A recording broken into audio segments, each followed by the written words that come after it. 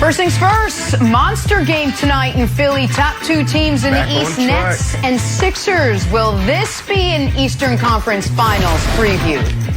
Julian Edelman has only been retired one day. Is he already pondering a reunion with Brady and Gronk down there in Tampa? And how about Russ? Hype videos. Nobody does them better. Looks like he is all in. And with that, we say good Wednesday morning, everyone. Welcome to First Things First. Jenna Wolfe, Nick Wright, Brandon Marshall, Kevin Wildes. Brandon, when was the last hype video you put out? What was it? Jenna, I'm a smooth guy. You know, I don't do hype videos. I do promo videos. And I do promo videos a couple times a week. That's what I do. Yeah, I was going to say, a lot of them. He does a lot of them. Couple times a day. All right, we're going to get to all of Brandon's promotion in a second. We got to start, though, in New England. Let's talk quarterback options. Option one, we know Cam Newton signed through next season. Option two, maybe get Jimmy G back via trade. Option C, how about Aaron Rodgers? Boston writer Tom Curran saying the NFL MVP could eventually team up with the best coach in NFL history. He writes, do I think there's a quarterback tree out in the NFL backyard and that good players will just fall from it? Yeah, I do. Garoppolo could drop. Teddy Bridgewater, Russell Wilson, Sam Darnold just fell into the Panthers' yard. Wilson could be next. Know who else is going to drop? Aaron Rodgers. And that's who I really find fascinating as it relates to New England.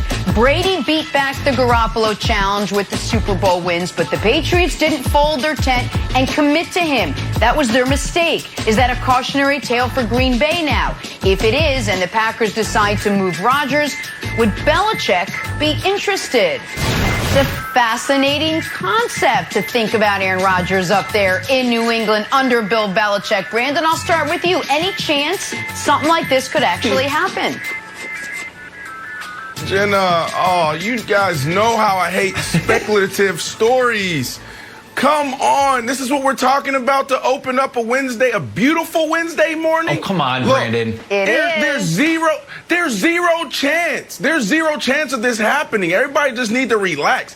He's putting Aaron Rodgers' names next to Garoppolo and Teddy Bridgewater and Russell Wilson. Darnold. Why does that matter? Because Russell Wilson, he's not leaving Seattle. We just talked about that last week. That story is done. It's dead. And then you look at Garoppolo, he's not wanted in San Francisco. Teddy Bridgewater wasn't wanted in Carolina. So to put Aaron Rodgers in the same story as these guys makes no sense to me. There's a lot of business that needs to be done. They need to look at where the cap's going to be in Green Bay. They have Devontae Adams up next year. Devontae Adams is going to set the bar when it comes to what the wide receiver makes next year. So they need to figure out, Wildes, what they're going to do long term. Where's the cap going to be? We don't know. So Aaron Rodgers in Green Bay, they're trying to figure it out. Aaron Rodgers having fun with the process, putting pressure on Green Bay. And Green Bay is trying to slow roll this thing so they can figure out how this shakes out long time. But both of these parties wants to be there. Come on, we know that. Okay. Well, I know you don't like speculative stories, Brandon, and stay tuned for later in the show when Brandon tries to convince Justin Fields to go to the Jets. Just speculation, but he hates them overall. Nick? You know how the tide goes. Every great baseball player ends up with the Yankees, and every great basketball player ends up playing with LeBron. And perhaps every great football player deserves a shot to play with the greatest franchise in the history of all professional sports and the greatest coach in the history of professional sports. Because gone are the years where your favorite player just retires with your team. And Dan Marino and Troy Aikman and Jim Kelly. It's not how it works. People moving around all over the place, and it happens for three reasons, and Aaron Rodgers, spoiler alert, hits two of them. There's 3 R's. They are, I wrote them down, repair, retire, or replacement. First one, repair. This is when teams are like, you know what? We've been talking about repairing your body parts for too long, we're going to move on. Or that's Kurt Warner or Peyton Manning. And that's a way for a team to move on from a guy. Second one, retire. That's when a team looks at you like, you know what?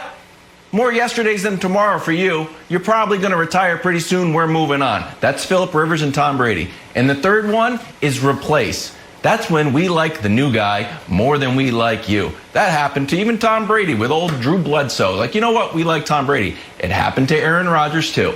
So, or Favre and Aaron Rodgers. Nick, that's 2 out of 3. The Packers like the new guy, and they think he's just kind of old. So I am saying that, is it probably going to happen? No. Should it happen? Should Aaron Rodgers want to go to New England? Of course. Okay. So I agree and disagree with Brandon. I agree with Brandon that this is a laughably absurd premise. I disagree with Brandon that means we shouldn't have led the show with it. I think that is why we should lead the show with it, because this is just, now, it's just perfect. Now, let me give Tom Curran, who I know a little bit, let me cut him some slack here before I absolutely knife him. And listen, yesterday, last 48 hours have been tough for my buddy Tom. He wrote a book with Julian Edelman, Jules as he called him, then retires. He then has to go on the media tour and make the absurd Julian Edelman Hall of Fame argument, which, man, if you're looking for a laugh this Wednesday morning, type in those hits into the old Google machine, because it is great. It is high comedy. So it's a tough day. Maybe he's in a little mind fog. What is going to happen? He's like, oh, I know what would make sense. How about a team without a quarterback? Simply just say our plan is we're going to get one of the greatest ever. Now, how do we get from A to Z? Don't worry about the B through Y. It'll happen. Hey, Wilds, how are you going to pay for your boys' college? Are you saving money? No. The lottery. The lottery, yeah, but I'm not even the one buying tickets. My buddy's going to buy the tickets. He's going to hit the lottery, and then he's going to pay for my kids' college for me. That's this plan. How are you going to start a family? Oh, I'm waiting on Rihanna. Have you met her yet? Nope. But don't worry, that's the plan. The idea that the Patriots' plan at quarterback involves a 37-year-old who has 3 years left on a contract for another team is the most ridiculous idea I've ever heard. Thank you. Hey, Oklahoma City, how are you going to become contenders again? Zion and Luka.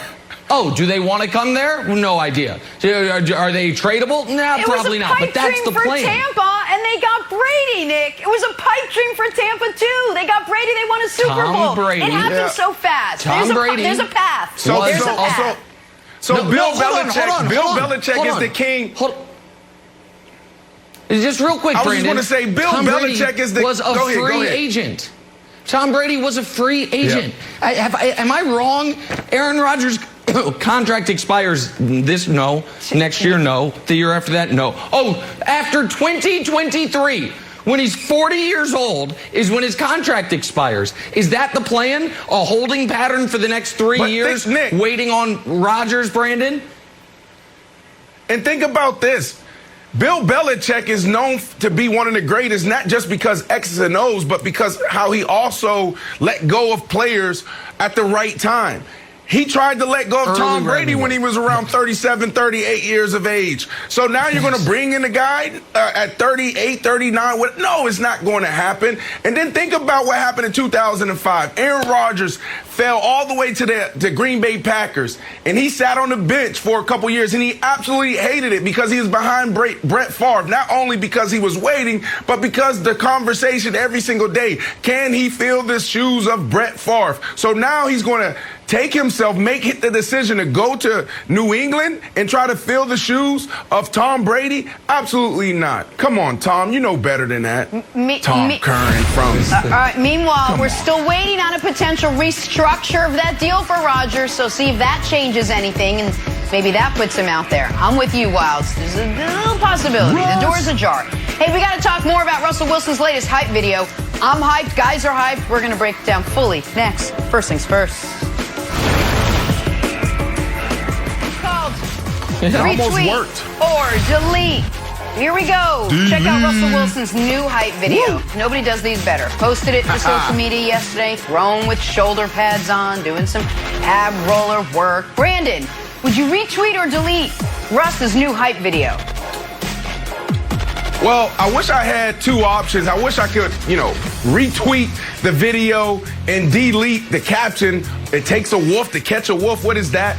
But as far as the video goes, I love the video. West to East Empire Production Company does a phenomenal job. Look at the coloring of the video. Look at Russ looking all serious, telling his teammates, you got to be locked in right now. Look, win, baby. All we do is win. That's what he does. He wins. Through 9 years, he's the winningest quarterback ever. I love it. And then, Nick, if you watch the video at the end, he's in on this trend. All these quarterbacks now are doing that one little rollout right here. And then they're throwing it back across their body. So you got to give this a retweet because he's showing everybody, I'm getting up there in age, 10 years in, but I can do what Kellen Mond does. I can do what Justin Fields and Zach Wilson do. I can still do it. I love it. Retweet it. Okay. For these, we've only ever had 3 answers. Retweet, delete, or blocked. New answer. Report as spam. Because this corny video, and it's ruining my childhood nostalgia. Because it took a line from Training Day, an all-time great movie. It took a great DMX song, rest in peace DMX, X gon' give it to you, and I gotta watch Russ in these shoulder pads throw the ball. Spam. Reported as spam, Wilds. I'm out on all things social Russell Wilson. Totally out. Report as spam. What? Remove it from the internet. No, I'm way in on it. I'm way on it. Retweet. I love that the other storyline here, Jenna, is that he's wearing his Seahawks helmet. Oh, he's back in love with Seahawks. Yes. Not willing to put the jersey on yet. Not willing to put the jersey on. Pete Carroll, still got to do your job, buddy. Then I'll put the jersey on. Right now, just shoulder pads. But as more and more, as Russ gets more and more committed, he'll add more and more Seahawks gear. So Pete Carroll, keep your promises. I'll put on the jersey, then the pants. Than the socks. Another big hype guy, that guy in the middle, Julian Edelman. So at the very end of the show yesterday, Nick casually drops the idea of Edelman coming out of his short retirement to go play for the Bucs. Ooh. Brandon, you retweeting or deleting the idea of Jules coming out unretiring to join Brady and Gronk down there in Tampa? So we're just not going to respect the game and let this dude go off into the sunset with peace. If we're going to have this discussion, I'm going to retweet it work like because that. I know Tom Brady is the king of recruiting. Martellus Bennett, years ago, retired. He used to be a Patriot, won a Super Bowl with the Patriots. So many times I was sitting around with Martellus Bennett having dinner or just chit-chatting. It's like, oh, this Tom Brady calling me. Like, Martellus, why is Tom Brady calling? Because he's trying to get me to come back. Gronkowski's going down. We have no production at the tight end position. It's mid-season, and he wants me to come and play. So I like this because if anything happened to that wide receiver position like it did last year, Godwin, his finger, you got Evans, his knee, you may be hearing Tom Brady or rumblings of Tom Brady reaching out to Jules. So, Jules, stay in shape because your boy Tom Brady will be calling you sometime during the season. Because it's inevitable. Somebody's going to go down. Somebody's going to get nicked up. So retweet this, Nick, because I would like to see it. Sorry, Brandon, 1 second. I'm emailing the league office about possible retroactive tampering penalties. Was that the 2019 season? Because if so, it was 2018, the year they beat the Chiefs in the playoffs. I feel like there should be an asterisk now. Hold on. Tom Brady contacting Martellus Bennett mid-season after he had filed his... Okay, we're good. All right, send it away. I'm retweeting this. Listen, you know what I realized yesterday? When I was making the case as to why New England would hit the over in wins and I got censored and I got pulled off the air momentarily, I don't want to dislike the Patriots. Boston fans don't like me, but that's, their own issue. And the Celtic fans don't like me, and I wasn't a huge Brady guy. But Brady's not there anymore. And then Edelman used to tweet me in the middle of the night. It was really weird, a little uncomfortable. He was mad because I'd talk about, his stuff. But if he just goes to the Bucs, I can just root for the Patriots a little bit. I like Cam. I like Belichick. Oh. I like a lot of their guys. So Edelman, go to the Bucs. I can just transfer all my kind of sports dislike to Tampa. I'm already mad still about Ndamukong Suh hitting a overhand right to Patrick Mahomes' head. Still waiting for that flag. Flip the whole Super Bowl around. So just Edelman go there. I'm retweeting it. I support this idea, Wilds. Oh, my goodness. I am aggressively deleting this, not because I don't think it can't happen. Remember that Boston Herald report a few days ago said Julian Edelman won't be able to play the entire year. Now, perhaps that was just like a little bird saying that he was going to retire. Perhaps it's that he can only commit to a handful of games and probably later in the season. So that scares me. However, Julian, if you do make this move, I would ask you to change up the merch that is being sold on your website, because Foxborough Forever feels like you're never going to leave. You can change it to I like Foxborough. It just doesn't quite have the ring to it. But the Foxborough Forever thing makes me feel like you can't go to Tampa. So change. If those t-shirts come down, you can go to Tampa. But while they're up, you're a Patriot for life. For that reason and that reason alone. Nice free plug. Hey, Wiles, JE11. would you like to give us a little weird and wonderful from the baseball world yesterday? What do you got for us? Well, first up, here's the thing. I'm not against actually taking a small phone out here and taking a picture. You know I hate mimes, Jenna. Nothing I hate worse in this world than injustice and mimes. Let's just take out a little phone. Would anyone be actually mad? I know the world started spinning backwards once T.O. dared to take a Sharpie out in the field. Just take a little phone and take a selfie. It would be great. It would be like Ellen DeGeneres at the Oscars. So I would say this is categorizing as weird. Who Next said up, baseball wasn't strikeout fun? strut. Come on. Back-to-back days with pitches in fast 50 miles an hour. This time, you get even more sort of, let's say, je ne sais quoi, little attitude. You throw a pitch 50 miles an hour, let everybody know about it. Strut around the mound. Yeah, that's me. Threw it 50 miles an hour just like my grandmother would do. Put your dad in practice. Love it. Well done. Block it and finally 13. Down 14-1. No, the biggest question. When should I slide into first? The answer is always never. However, sometimes it's good to do. Now, have I ever seen a foot first slide into first? No, actually I haven't. Actually, I haven't seen his back carry down 50 feet either. This guy? Great play. So much wrong about this video. Who is this guy? Wonderful play. Did they pull him out the There's so much stands? wrong with this video. Oh my goodness. Who is this guy? He's safe. Oh my God! I have a new favorite player. Just stop, Nick. That guy is the greatest. Stop. That guy is the greatest. Stop. We're going to move on. Oh, my We're going to God. move on. We got to talk some basketball. Ben Simmons with some fiery comments about a whole lot of things yesterday. Should he be more worried about the Lakers or the Nets? Oh, we discussed what Ben Simmons said yesterday. Next, first things first. Back here talking some basketball with Chris Broussard. How about Ben Simmons stirring the pot yesterday ahead of tonight's big Nets-Sixers game? Ready for this? Simmons said Sixers are more focused on the Lakers than the Nets in the long run.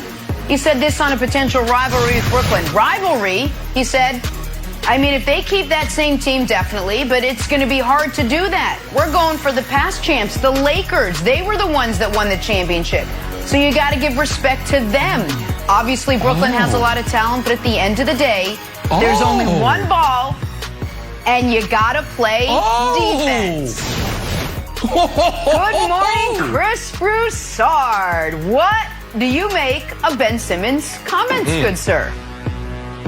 Well, Jenna, I learned a lot from this quote. And what I learned is that Ben Simmons does not watch film of opposing teams. Because if he did watch film, he would know that the Brooklyn Nets are sharing and moving the basketball as well as any team in the league. He wouldn't, and they're certainly much better than the 76ers do. And he'd also know that James Harden is playing point guard better than Ben ever has. This sounds like a quote that you would make the day after the trade. Hey, how's it going to work? I was even concerned. How are these three guys going to fit together? There's only one ball. I mean, come on, Ben. Have you been paying attention?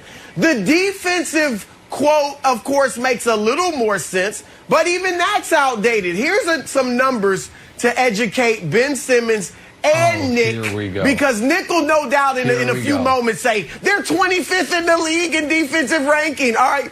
Hey, Nick, since the All-Star break, They're 13th in the league in defensive rating. They're third in the league in opponents' field goal percentage. And Kevin Durant and Nick Claxton have statistically played better on the ball defense than Ben Simmons. All right, look, I don't need the formula for winning from Ben Simmons, okay, because Ben hasn't won a thing. He didn't win at LSU when he was the best player in the country, couldn't even get him in the tournament. And in Philadelphia, they haven't gotten past the second round, despite being arguably the most talented team in the East the last 3 years. So, and I like Ben, but I had to keep it real. No, you don't. Yeah. Nice. So no, you don't. You clearly don't. That's fine though. Broussard, maybe you, in your years of wisdom and your access, being a 30-plus year NBA writer and voter, can get Ben Simmons the video you're saying he should watch of Kyrie, Harden, and Durant all sharing the ball playing together, because I've been searching for that video as well about there only being one ball since, they played 187 minutes together. But that's neither here nor there. Let's talk about the meat of this quote, because I consider myself, I'm a bit of an old-fashioned guy. I like my coffee black. You know how I like to watch television? On television, not streaming on my iPad. I like to actually sit down and watch TV. And you know how I like to talk about NBA champions? With good defense and with respect to teams that have actually won it. So Ben Simmons, I doff my proverbial cap to you, because Ben Simmons and I are evidently the only two people in America that actually understand the defending champs play in Los Angeles, not Brooklyn.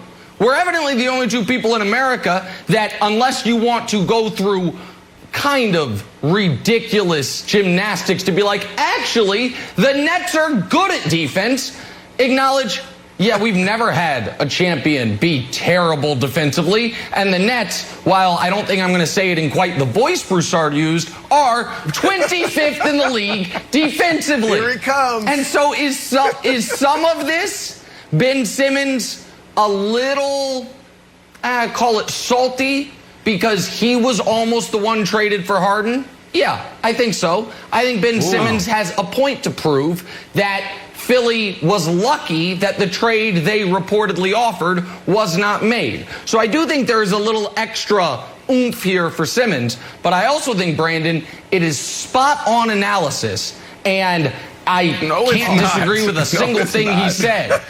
Spot on. What's wrong? What did he say that's wrong? What did he say that's wrong? This whole conversation is exhausting. Let's take off the names, off the jersey. Let's take Durant off the jersey. Let's take Irving off the jersey. Let's take Harden off the jersey. Then what's the narrative? What are we talking about here? Think about it. They're sitting at the top of the East alongside the 76ers. You just mentioned it. They haven't even really played together. So all this talk about the Nets, they're winning ball games. They beat the best team. They beat Utah. They beat the 76ers. They beat the Clippers. They beat the Suns. They beat the Lakers. They beat Miami. So what are we talking about here? Why is this even a debate? I can see if they're sitting where the Lakers are sitting right now. I can see if they're sitting where the Nuggets are sitting right now. But they're not. This is the best team in the NBA, and they haven't even spent much time together, Wilds. So if you take the names off the jersey, the narrative changed. This is just because there's three powerful guys came together and they're absolutely balling and they're checking the box. Well, we don't play defense. Well, since the break, we're 13th. You heard Chris talk about that. Oh, who's going to sacrifice? Well, James Harden went to point guard. Kyrie Irving, he fits in where he fits in. So this whole thing is exhausting, Wild. Okay, well, I think it is a great preview for tonight's game because Ben Simmons, whether he liked it or not, put a small target on his back. Oh, we don't play defense. Well, Kevin Durant, as we know, is up day and night looking at every tweet that's ever been written about him and watching every piece of television that has mentioned his name. So Kevin Durant undoubtedly saw this like, okay, that's our plan, so I will play defense and I'm going to light you up. Kyrie Irving, let's see what he does. I would take this as a challenge as well to go right at Ben Simmons. The question for me is this, Broussard. Would you play Kevin Durant tonight? It is a big game in the standings, but coming off of 27 minutes last night, the guy's only played, I think, 20 games in 2 years. Are you willing to play him back-to-back in this important game? As long as the doctors say he's fine to go, then yeah, I'm playing him. The bottom line is he needs to play. All right, he needs the minutes, so I would play him. We're still not going to get a great look, and we'll talk about this a little bit later, because other guys are out. But yeah, I would play Durant in this game. I get your thinking, not only health-wise, but if you sat him out, Philly's not going to get a good look at you with your roster. So that's there could be a little strategy in there, too. Don't let them see the stars. But I would go ahead and play him. If you were going to sit Durant, you'd have sat him yesterday. This is the single most important game for either team the rest of the year. It decides the tiebreaker. It likely will end up at the end of the year being that this is what? Find a game more important. They're 1-1 in the season standings. This is the tiebreaker game. The loser of this game loses 2 games in the fight for the 1 seed. So if you were going to sit Durant, you just sat him yesterday against the Timberwolves, who you probably could have beaten anyway. Timberwolves weren't playing Big Cat because Big Cat was the anniversary of the tragic death of his mother. But on Ben Simmons, just quickly, there's not a single thing he said that is false. He said the Lakers are the champions, check. There's only one ball, check. And you've got to play defense, check. Now you believe that the Nets are going to be able to share the ball, and that, amazingly, I didn't know it. The only 2 people in America who think the Nets play defense, evidently I work with. I had no idea. It's a crazy coincidence. Broussard and Brandon think the Nets are all of a sudden some numbers? Check it since the break. Stats. Check it since the break. Never lie. Since the break. So is that how we do it now? We do it since the break. We don't do it over the course of the season. We do it since the break. Yeah, okay. Yes. Well, then we got to redo the standings because too. When you got a new thing called mid-season form. Right. They still haven't come together. They're not playing together. What if everyone's lost their mind? They're winning. They're not together. They're not winning. They're winning. Yes, they have the same record as Philly. The same record as Philly. Set this aside for a second. Wishful thinking. Nick, you got some work to do. We need you to hand out some medals. Let's just take it down a notch. No Kyrie, no Harden, no problem for KD. We just said it. Okay. 31 in the win over the Timberwolves, but just a missed spot on the medal stand. Nick, who's on your podium today? Listen, KD was initially on the medal stand, but there's 3 spots for 4 guys. I'm serious here. Apologies to Kevin Durant for missing the medal stand. He had a great game. Bronze medalist. Dort! How about Dort? Remember old Dort from the bubble? Great defense, couldn't shoot. Dropped 42 on your head. Banging threes. Now they lost, but they're playing the Jazz. They're supposed to lose. His previous career high was 26. Shout out to Lugan's Dort making his first medal. Silver medalist, Paul George. We have a great producer on this show named Chuck. This was going to be Durant's medal. Chuck threatened to submit his resignation if Paul George got snubbed again. Paul George, medal stand, Chuck, keep your job. 36, 7, and 8. And a gold medal. Oh, Jason Tatum. ESPN might say you're the 6th best player 25 and under, and that might bother you. But they're right. But you do more things like this, you might be the 5th best player 25 and under. 32, 9, and 5. And the clutch 3, bang, in Portland's eye with 7 seconds left to ice the game. Jason Tatum gets a gold. That, my friends, is an impeccable medal stand. We got Dort, we got PG, we got Jason Tatum with Kevin Durant barely missing out. Barely. Tatum with a gold. How about that, Jenna? I can't wait to see last the new good decision tiers. he's made. Oh, no, I can't wait to see the new tiers. That was a Danny decision. I know Tatum. That was a Danny decision. Yep. Wilds, who just missed the cut, buddy? Less than a second left. Hawks Raptors. Solomon Hill to Kevin Herter. Pulls it off. Full court. Reminiscent of old the Heatles. LeBron Wade here, except even better. Great job, Hawks. Making the most out of 0.6 seconds. Look like Josh Allen to step on speaking Diggs. of the Hawks, the best record in the East since the All-Star break. And that's all that matters. Crown the Hawks. Best in the East since the All-Star break. Jenna, crown them. Second best Boston Celtics. Hey, make sure you enter today's Fox Bet Super 6 NBA contest for a chance to win $25,000. Download the app, pick the outcomes Pelicans of 6 of today's NBA games. Brandon's already doing it. Just take notes for your chance to win. It is completely free. Golden State. And after you get those Super 6 picks in, Why don't you flip over to Justin Fields' second Pro Bowl day today? Brandon's going to keep giving you his picks, and I like it. Which teams will be in attendance watching Fields throw? You might be surprised at a couple of names that'll be out there. We'll tell you next. First things first. The Jets off. Back to the NFL draft now, just 2 weeks away. Ohio State quarterback Justin Fields will have an even bigger audience at his second pro day today. We know the Niners and the Patriots will be there. Now we're hearing the Falcons, the Jets, and the Broncos will be there as well. We got former All-Pro Brian Westbrook joining us now. Brian, good morning. Which team of those attending Fields' second pro day interests you the most, Mr. All-Pro? Well, good morning, Jenna. And generally speaking, I like well-established offenses that add players whose natural skill set fits well with that offense. And to me, there's a natural fit with Justin Fields and what that offense does. They're going to use their run game, play action pass. And also, if you have a quarterback that has athletic ability like Justin Fields does, then you use him to work the pocket, climb the pocket, and then be able to run the football. But that's not the most interesting one. To me, the most interesting play is the New England Patriots. And here's what we know about the Patriots. We know defensively they're going to be getting a lot of guys back from COVID opt-outs and injuries. So we know defensively they'll get some guys back. Offensively, they added Jonnu Smith, Trent Brown, Kendrick Bourne, Nelson Aguilar. So they're going to be able to protect the quarterback much better. They gave the quarterback some options to get the ball out of his hands. And if you can get a guy like Justin Fields who can be groomed a little bit under Cam Newton, and then if Cam just doesn't have the gear that we all think that Cam could bounce back and have, then Justin Fields actually plays. To me, that makes a bunch of sense. And here's something to remember, Brandon. I think this is important. As bad as year as Cam seemed to have, as bad as year as the Patriots seemed to have, they ended up 7-9. So you had a terrible quarterback, and things just didn't work out, especially because guys opted out and things like that on the defensive side of the ball. They still were 7-9. If you could get all those additions offensively, guys back from COVID, and a quarterback that can help you win games and not turn the ball over, now you got a team that is in over 500 football team vying for a playoff spot. So to me, the most interesting is the New England Patriots. Then that means the Patriots move all the way up to 3 or 4. Well, they can't go to 3. They move up to 4, and Justin Fields slides. I don't see him sliding. I don't see him falling. I just don't see it. But it is interesting. You make some great points.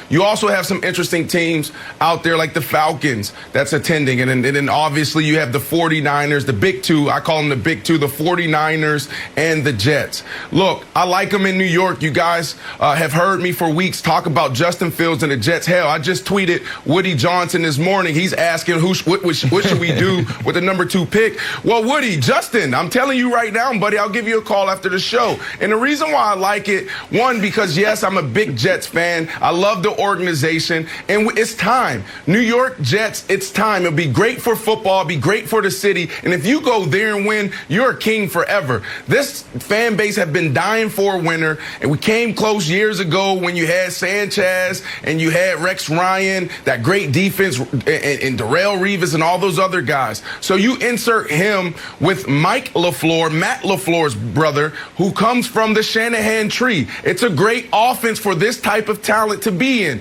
He can come in, they understand how to develop quarterbacks, and they also put their quarterbacks in good spots. They utilize their best skill sets. But also an intriguing team is the 49ers because of Kyle Shanahan. Kyle Shanahan is just phenomenal. When we talk about some of the great offensive minds out there, you got Sean McVay, you got Josh McDaniels, and you also have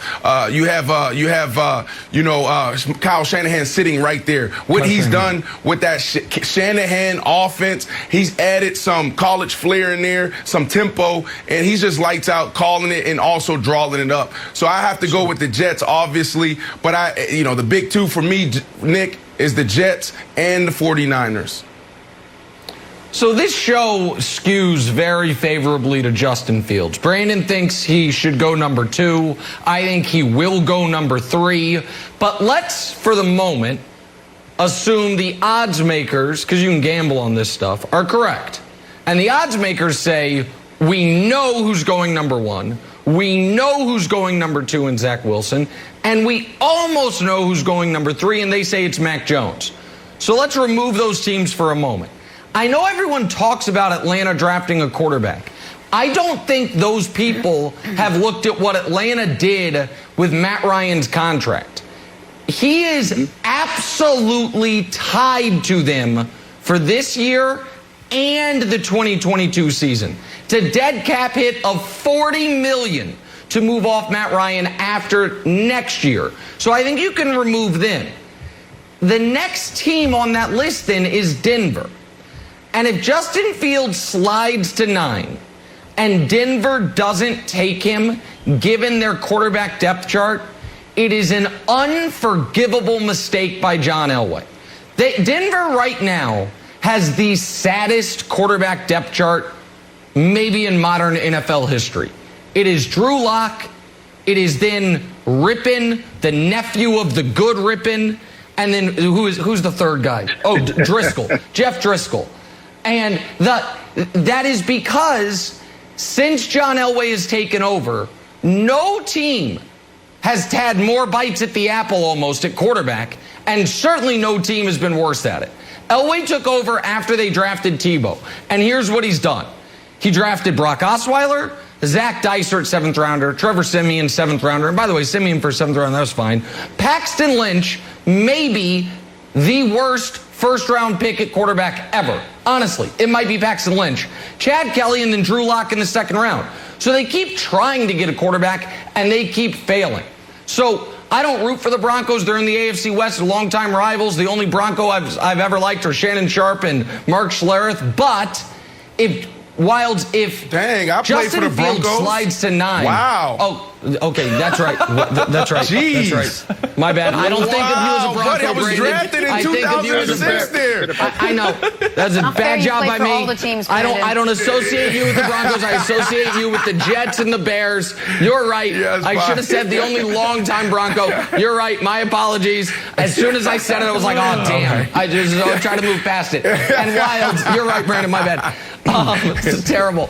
And the Broncos, though, have been drafting like they have a quarterback. They spent their 1st round pick 2 years ago on a tight end, Fant, and they spent their 1st and 2nd round picks on wide receivers last year in Judy and Hamler. They just need the quarterback. It ain't Lock. So it is interesting to me, the idea of Fields, if he slides Wilds, the Broncos scooping him up. All right, I'm going to dig into what you just said, because you said a bunch of mediocre quarterbacks and one great one. And the great one was John Elway. Do you think that there's something in John Elway's genius, or maybe the ease at which the position came to him, that gives him a blind spot in evaluating these guys, Nick? Because you've seen it go the other way, where like Jerry West is magnificent at scouting talent. But you've also heard like Magic Johnson or other great players. Elgin Baylor. I wouldn't do it. Late great Elgin Baylor was bad at it. Yeah. So Jordan. do you think, just to dig into it, do you think that because Elway was so great, this is a bit of a blind spot for him somehow? I don't know. Brian, I don't know if it's because he's so great. I think he's stuck in at this point, archaic mentality of what the quarterback has to be. He doesn't value mobility at the position, and he overvalues size. So, like, John Elway has a picture in his mind of what a quarterback is supposed to be and seems to keep drafting guys that fit that picture, even if they can't play. And so I don't know if Justin Fields fits that picture for him or not, but the tape is outstanding, and the value of getting him at 9 would be off the charts. So that to me is, if he does fall, and I don't think he should, that's the team that has to scoop him up. You know what, Nick? I think you're right. I mean, if he's there at 9, which I don't think he will be, because I think the Patriots actually make a play to try to get up, to try to get ahead of the Broncos. But, you you brought up something interesting, and Kevin, it's kind of off topic, but I played for a guy in Mike Singletary who was an absolutely great player, Hall of Fame player, but he did have a blind spot as far as the talent evaluation and getting the best out of the players, because he was so good. He was naturally so good that he couldn't figure out how to get the players in the right position, because a lot of the things he was trying to teach was something that he did naturally, probably similar to what John Elway is seeing at the quarterback position. No one's going to be John Elway again. It's going to be hard to find that guy. He's trying to find guys that's going to fit into what he did 20 years ago, and none of these guys are that. Justin Fields is probably the best prospect that you're going to get there at the 9th pick. and he can do it all. He can throw the ball. He's athletic. He will need to be groomed just a little bit. Yep. But if you're talking about picking at 9, that's the absolute pick. If he's there for the Broncos, he should pick. He should be the pick as far as they go. Jenna, Clinton Portis too. Yeah. I like Clinton Portis a lot. Brandon, Clinton Portis, Shannon Sharp, and Mark Schlereth. Those are the four. The four Broncos. I'm sure this is going to extend over the course of the morning. Six other people. I'm so embarrassed. While you contemplate the rest of your Broncos history, Nick, let's shift back to basketball. Big game tonight. Brandon's Nets and the Sixers. Will it be a preview we're back on of the track. Eastern Conference Finals? We will preview next. First things first. Back here at Chris Broussard, we're running the fast break. Here we go. Broussard, the Nets and the Sixers all tied up at the top of the East, but that all changes tonight. 2 title contenders are facing off. That game's in Philadelphia. All right, Broussard, what do you expect to learn from this one? You know, Nick mentioned last segment, a couple segments ago, that this is the biggest game of the year for both teams. I disagreed because for the Nets, the biggest games will be when they finally get their full team together, or at least their 3 stars. I don't care who they're playing. Getting those guys on the court toward the end of the season will be big time for them, because if they're clicking and have the chemistry, it doesn't matter who they're playing, where they're seated, or what city they're playing in. So tonight, I don't know if we're going to learn a darn thing. Kevin Durant, we hope plays, but it's the second night of a back-to-back. Nets have been sitting guys out. Kyrie Irving, we hope plays, because if he doesn't, the Nets might not have a point guard. Chris Chiozza got hurt yesterday. Tyler Johnson is out. James Harden is out. Maybe LaMarcus Aldridge will play. He's not a point guard, but he might play. It's just the Nets don't look like they're going to have anything close to a full complement of players. So, unfortunately, we're probably not going to learn anything. Well, yeah, you can't expect the Nets to be able to compete if Chris Chiozza's not playing. I put a huge asterisk on this game now that I hear that. Let's assume Kyrie and KD are going to play. That's just the one I heard. Let's assume Kyrie and KD are going to play. I expect Philly to win. I do think this is a massive game, because I think the winner of this game is going to end up getting the 1 seed. And the 1 seed means you don't play Milwaukee in round 2, and I think that matters. And I also think, Brandon, 2 guys that are going for the 2 most prestigious regular season awards are going to make a statement tonight. Ben Simmons is going to try to make a Defensive Player of the Year statement in guarding Kevin Durant. And Joel Embiid is going to try to make MVP statement saying, well, Joel Embiid, this part I think you agree he probably can do. If Andre Drummond can give you 20 and 10, what can Joel Embiid do against the Nets' non-existent front line? So I think Philly wins a big game, and I think Embiid and Simmons both have individual, accolades that they're kind of shooting for in this game, Brandon. Yeah, another guy who's going to make a big statement is that guy right there, number 7, Kevin Durant. Kevin Durant, he reads everything. Did we forget about that?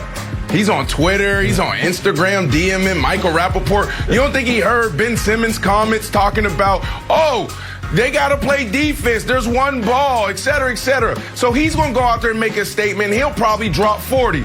But unfortunately, it's going to mean nothing, because we don't know if Kyrie's going to play. James Harden isn't going to play. And Chris already told you everybody else who may or may not play. So look, this means nothing. And unfortunately, it would have been a big game to watch. It still is going to be fun to watch. But both teams full strength. This would have been a game of the year. But they already beat Utah, the 76ers, Miami, the Clippers, the Lakers. You go on and on. They beat the best teams. This team just needs to get healthy and get ready for the playoffs, Wilds. Yeah, they lost to the 76ers one time. The Lakers. Yeah, we did. And the Lakers. Just the other night. Come on, you're going to count that game. Are you going to count that game? Are you going to count that game? I didn't recognize no Kyrie, no James Harden, please. I don't know. I think Wilds. I think the league's counting the game. I think the league's counting. Yeah, the league in charge. I checked with Adam Silver. They are counting the All-Star break. They are counting that one.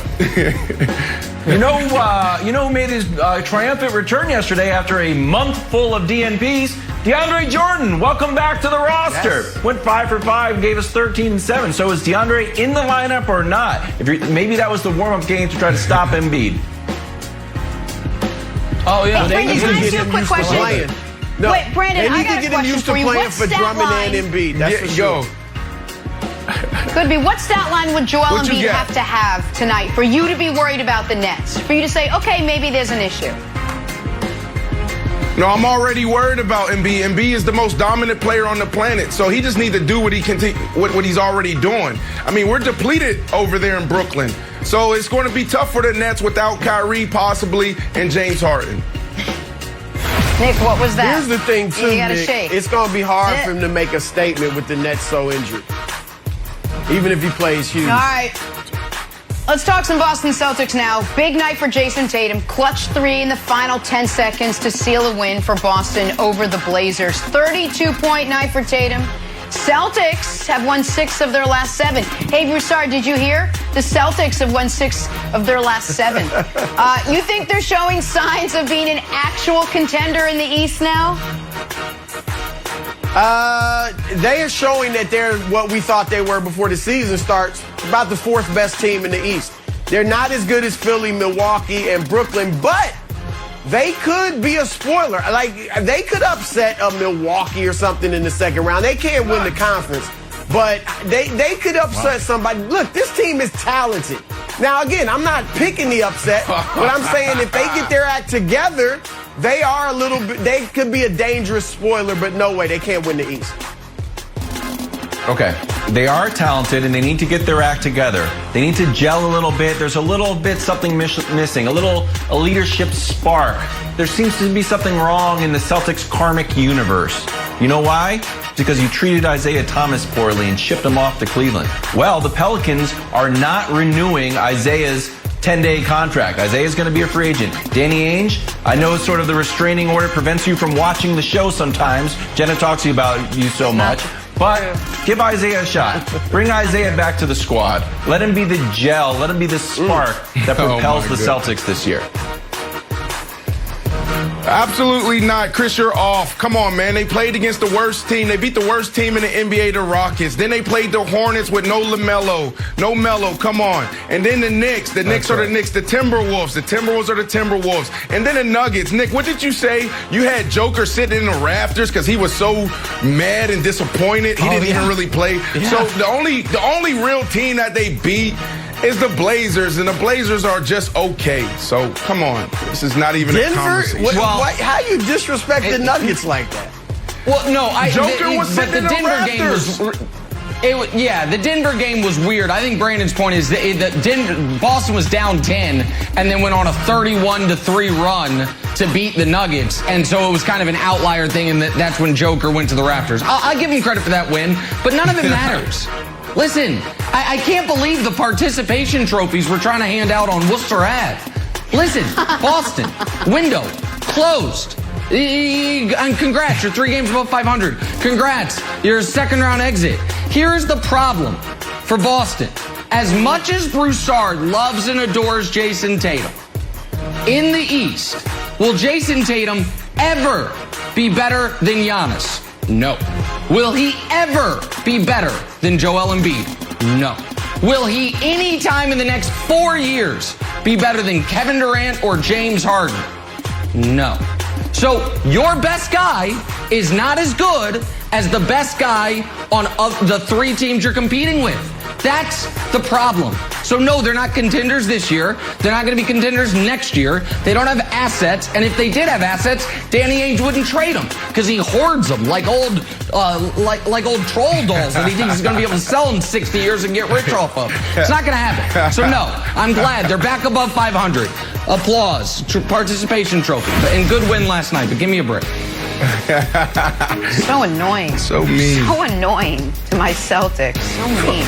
Let's talk some Paul George now. 36 points in a win last night over the Pacers. Paul George has been on a tear lately, crediting it to a, quote, breakthrough in his mindset. Brandon, what do you make of PG's comments? It's everything, and it's one of the reasons why, I'm riding high with this team. In the bubble, he came out and he talked about, hey, man, I've been working on some things with my therapist, and we talk about playoff P. We talk about his struggles throughout the year at times, throughout the years. Now, look, We keep saying that sport is 80% mental. So when are we going to double down on training our mind and making sure we are there mentally? We don't do it enough as players. So when you look at what Paul George is doing, it's phenomenal. So you got to respect it. Look, I had McCole here, the wide receiver for the Chiefs yesterday. And I'm looking at him like, buddy, you haven't once came in here and did any of the recovery stuff or did any of the mindset training that we do here. You are fast. You can catch the ball. Your routes are amazing. But if you want to go from good to great, you have to train here. So when you think about what Paul George has been going through the last year, it is actually inspiring, and I love it. And that's why you see the Clippers thriving this year. Brandon, I love the fact that George is transparent and open about, his mentality. The problem is that, he talked about a breakthrough last year in the bubble. He talked about how he was depressed, but then he talked about how he overcame, and then we saw the same struggles from playoff P in the postseason. He's looking great. He was phenomenal last night without Kawhi. But we all want to see it in the playoffs. Him playing terrifically in the regular season is nothing new. We know that. He's got to get it done with consistency in the postseason. Until then, we're all going to listen to what he says. It's nice, but we want to see if you really get it done in the playoffs. Saturday on FS1, we got a big doubleheader coming your way. First at 4 Eastern. Jose Abreu and the White Sox taking on the Red Sox. Then at 8, Twins battling Mike Trout and the Angels. All on FS1 and the Fox Sports app. Time now for stories to start your morning, sponsored by Modelo, brewed for those with a fighting spirit. Nets Sixers tonight. Going to be some fight in that one. Ben Simmons setting the stage between these two teams at the top of the East. He made some interesting comments about a potential rivalry budding between Philly and Brooklyn. Take a listen. Rivalry, if they keep that same team, definitely, but, it's going to be hard to do that. But, no, we're going for the past champs, the Lakers. They were the ones who won the championship, so you got to give the respect to them. Obviously, Brooklyn, has a lot of talent. But at the end of the day, there's only one ball. You got to play defense, too. So, we gotta come in prepared mentally and physically. He makes a whole series of comments and then blammo, as Wilds would say, getting it there at the end with one ball. Brandon, what'd you make of what Simmons had to say? Listen, I love him being brash. That's just who he is. That's who Joel Embiid are, who they are. I love that. I'm brash. He was right about one thing. The Lakers are the champs. But to get to the champs, you have to win the East. And to win the East, you got to go through those bad boys in Brooklyn. And right now, you guys are battling it out. Y'all both are sitting at the top at 37 and 17. So, like, Nick, if you take off the names on the jersey, you take off Durant's name, Harden's name, Irvin's name, like, what is the narrative? What would be the storyline around this team? I just don't understand why so many people are afraid to talk positive about the Nets. We have a team that made a big trade. They went out and got James Harden in January, the beginning of January. It took time for them to realize what their identity was. It took time for them to realize, or who's going to do what, who's going to make that sacrifice. We know they haven't played much together, but the only thing that matters is winning. That's what matters. Defense. Oh, well, defense. They're this, they're that. Well, since the break, since they've come together and understood who they are and who they want to be, they're sitting at 13th in defense in the NBA. So this whole narrative around this team of, they can't. Well, they're doing it, Nick. So I love him being brash, but I don't understand why people continue to doubt the Nets. Yeah. Well, let me answer all your questions. And I don't think, by the way, you said people are afraid to, give respect to the Nets. We're talking about the Nets are the favorites in Vegas to win the title. They are one of the most positively discussed teams in the league. There are very few people on television, other than me, saying they don't even think they're going to make the finals. So I think part of your perception of that is influenced by the fact that you have to deal with me 2 hours a day. But otherwise, the Nets are pretty well respected. But if you didn't have the names on the jerseys, what would we be saying about the Nets? Oh, we've seen this team before. It was the Doug Moe Nuggets. It was Steve Nash's Suns. We've seen a bunch of super high scoring, terrible defensive teams that no one thought could win the title. I guess the Suns you thought could, but they never got to the finals. It is because of the names on the jerseys that a lot of people are saying they're so talented offensively that they are going to be able to be precedent setting as far as winning the title with an awful defense. Now, you raised an important number, 13th. I think the sample size is minuscule post All-Star break, and as you've said, they haven't had their whole group together. But if the Nets are actually around the 13th, the 15th defense in basketball, then they can and should win the title. They don't have to be good defensively. They just can't be awful. So if that can maintain, then I'm going to end up being wrong on them.